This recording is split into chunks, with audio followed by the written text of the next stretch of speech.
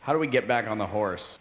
How do you get back into that? Because I think I've gotten so close a couple of times, even today, where you're right there, and then the mind starts going, and then now I'm back in my chair, and I'm thinking about my taxes, and so how do you get back? How do you get back into it? Because then it feels like, okay, we're in the middle of the meditation, and we've got another 45 minutes or an hour to go, and I don't know how to.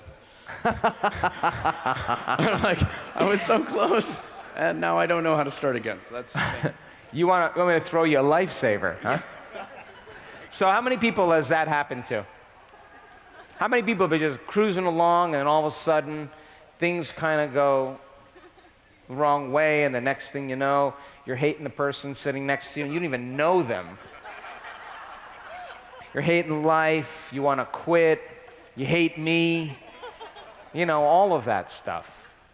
And look, how many times will you have to do that before you realize that you don't want to do it any longer? If you truly are astute and sincere as a student, the moment you start going there, the moment you start coming back and you fatigue or you can't reconnect again, I want you to know that you've come to the end of your emotional belief. You've come to the very end of your neurological network. And there's only one of two things to do. One is to return back and pick something mundane that's going to preoccupy your mind so you don't have to go any further into the unknown. Or the other is to just trust that you can go a little further. Now, if you trust that you can go a little further, then all of those thoughts are just thoughts in your head that you have to create coherence around. So if you stopped and you said, I am going to master this moment. Forget about going anywhere, doing anything, following the instructions. I'm just going to work with my body to get it back into the present moment and continue to unfold back into possibility. Here's my question.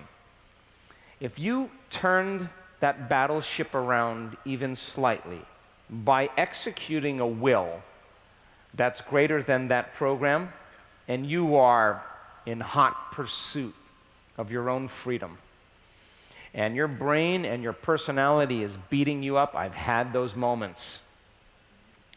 And you know what? It's David and Goliath. It has always seemed bigger than me, because I've given it so much of my attention and so much of my energy. It is bigger than me.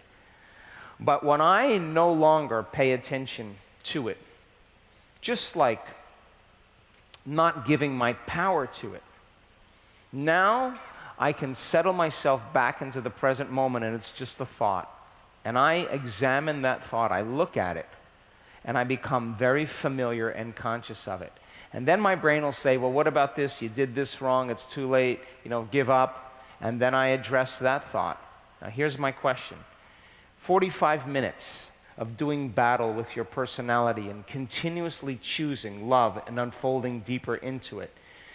If you make the effort to disinvest your attention and energy out of Goliath and pull energy back to you, is it possible that the next meditation that you have could be the easiest meditation for you to connect?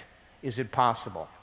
So then that had to come up for you in order for you to evolve through it. Yes or no? And your body's just saying, look, I'd rather be worrying about my taxes than connect to the divine.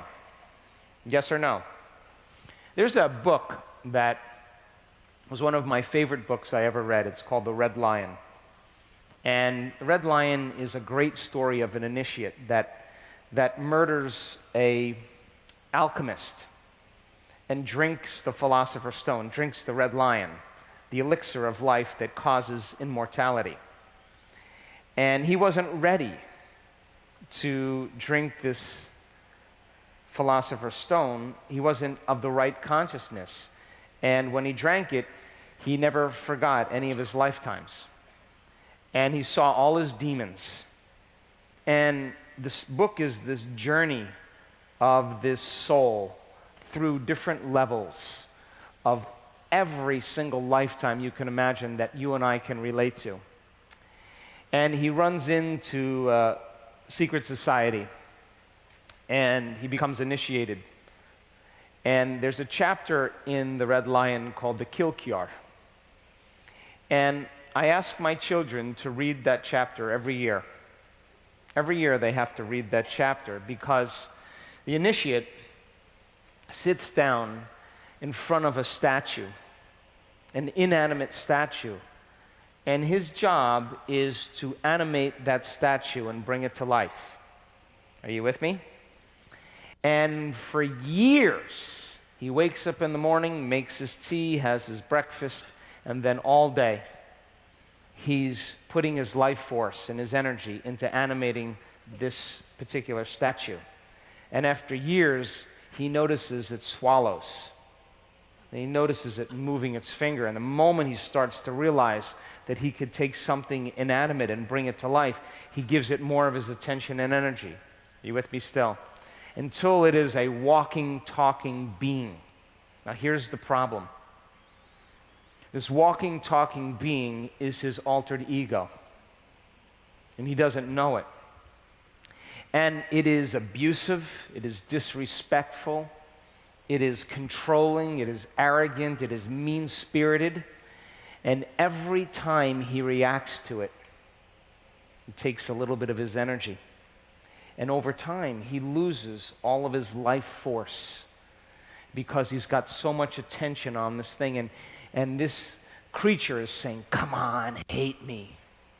And he's provoking him because he knows that the more he reacts, the more he's giving his energy to him. And now he's on his last breath.